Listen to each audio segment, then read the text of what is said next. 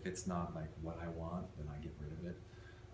Other things that I use as mold releases, since we're on the topic of mold release, I use a silicone spray that you can get at a hardware store. It's a lubricant silicone spray at any hardware store.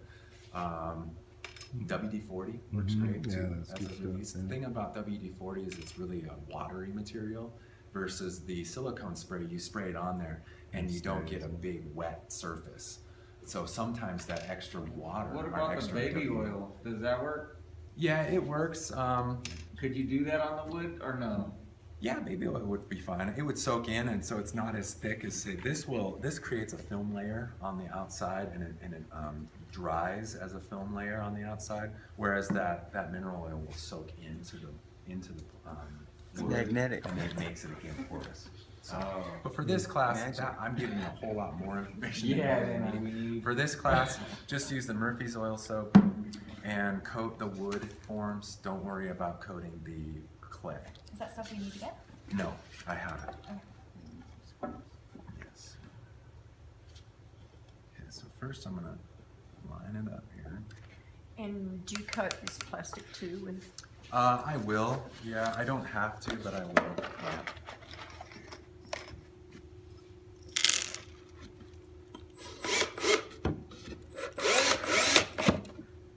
And I used about 2 screws per board, especially on these 6-inch ones. I got away with 1 screw on the 4 when I made the other mold. So you don't worry about making it 100% square?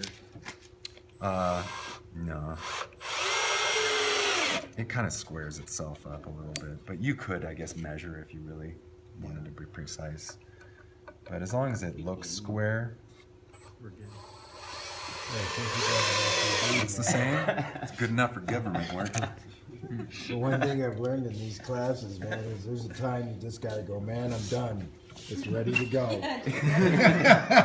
just throw it in the kiln. Yeah. Well, there's some things you want to be particular about, and then there's some things that you don't. Yeah. Well, some things you can get into where it's like, you know, it's like you're doing something for 3 days and you go, God, you know, I think I'm done with this. Yeah. Or I gotta be done with it. I gotta turn it in one day.